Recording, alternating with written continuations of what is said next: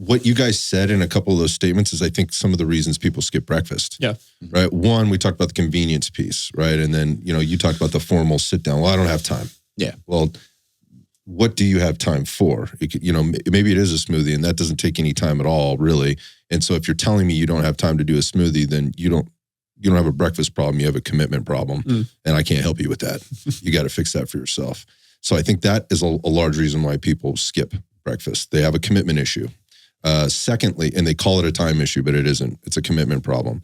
I think the second reason that they decide they're not going to eat breakfast because they made up in their mind that this is good. Like I'm fasting. Oh, intermittent fasting, I think would be, that was really my first, when I heard this question, that was my first thought, is why has that become in vogue, is because of intermittent fasting and this idea that, well, if I skip breakfast, then I lose weight. I don't actually know how any of this is coming together, but that's what you're supposed to do, right? Yes. I'm intermittent fasting, and the easiest meal to skip seems to be breakfast. So that's what I'm doing. Yep. When in reality, if you are eating 2,000 calories from 8 a.m. to 8 p.m., or you're eating 2,000 calories from 1 p.m. to 8 p.m., the net difference is null. It's all about your total caloric intake. Where intermittent fasting, works for people is as a method or a framework to restrict calories. Now, if I'm only eating 2,000 calories between 1 p.m. and 8 p.m. when before I was eating 2,400 calories between 8 a.m. and 8 p.m., now I'm seeing a difference. Now I'm actually getting into a caloric deficit. So it's a vehicle for caloric restriction or getting into a deficit. But I don't think a lot of people quite understand that. They're just like, well, I want to lose weight, so I skip breakfast. That's what works for people. That's what I heard on the internet. Mm-hmm. So it's caloric restriction. Yeah. You're putting yourself in a deficit. It's a framework to restrict calories. I think the whole,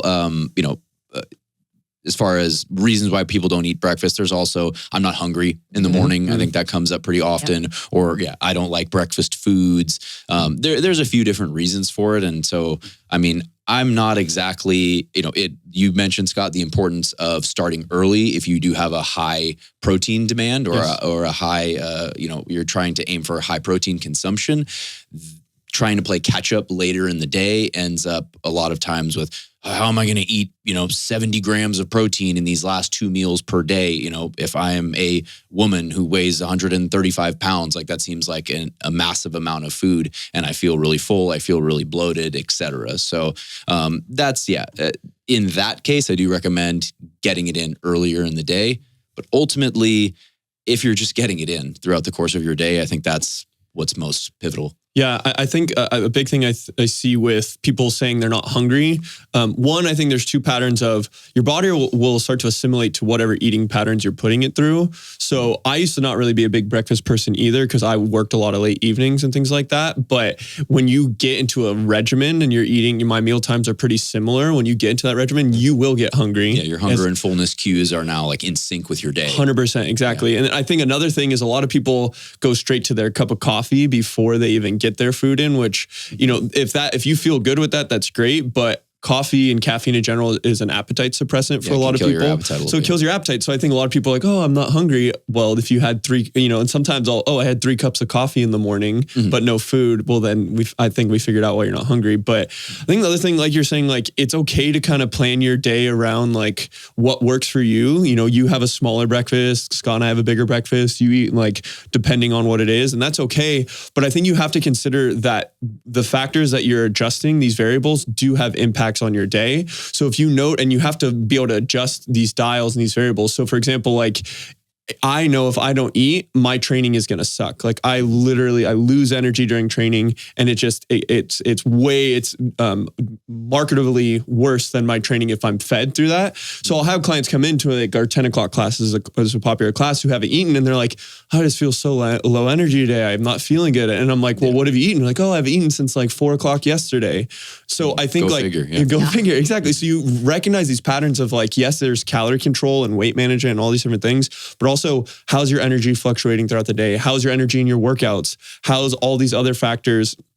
And how does that meal timing and when you're getting those calories, that does have an impact on that. So Yeah, I think people also they'll more or less fast, and then they maybe they have just a small lunch, and then they get to dinner and they're absolutely starving because they've barely eaten all day, and then that leads to overeating at dinner because I'm starving and I'm just going to stuff my face with whatever is available and as much of it as possible. So you're not exactly portioning out your day in the most advantageous way. Yeah.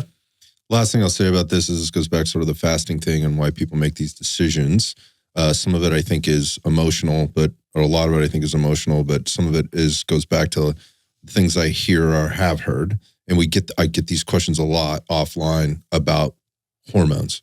And they're trying to tell me that the reason they don't eat breakfast in the morning is because they're trying to have a better hormone profile, cortisol, insulin. They want to tell me all that stuff. They still can't fucking tell me how many calories they get during the day and what their macronutrient profile looks like. Yeah. And going back to the coffee, and it has nothing to do with the, half a bottle of wine I ate last night or I drank last night and the, whatever. My point of that being is people are starting to, as Stephen would always say, they're trying to major in the minors on this stuff. Look, call it whatever you want. You need to have X amount of calories during the day. You need to have, your macronutrient profile needs to be balanced for you, for your goals and the demands that you're placing on your body every day. Whether you call it breakfast, meal one, whatever you call it, I don't care where you start eating it, at what time. Cutting calories out to achieve a caloric restriction, the easiest place to do it oftentimes is in the morning because it just means less work, right? Less work to do it. So I think that's why a lot of people do it. The point I would make here is don't when we're cutting stuff, people are talking about cutting meals, right? What we're really trying to do is potentially cut calories if we're trying to achieve a caloric deficit. And that can come from anywhere. You don't hear generally people skipping dinner, right? It's skipping breakfast. And but that's also not very social as far as meals go, when it comes to work and lunch and dinners and all of those types of things. Yeah. So people shouldn't be skipping anything. They should be measured at some level, and so that they can have some intuition later on, so that they can do that thing they call intuitive eating and kind of have a better idea of what you're putting in during the day. But as far as skipping breakfast goes, I don't think it's a great practice if you're not aware of the other things that you're doing. Yeah.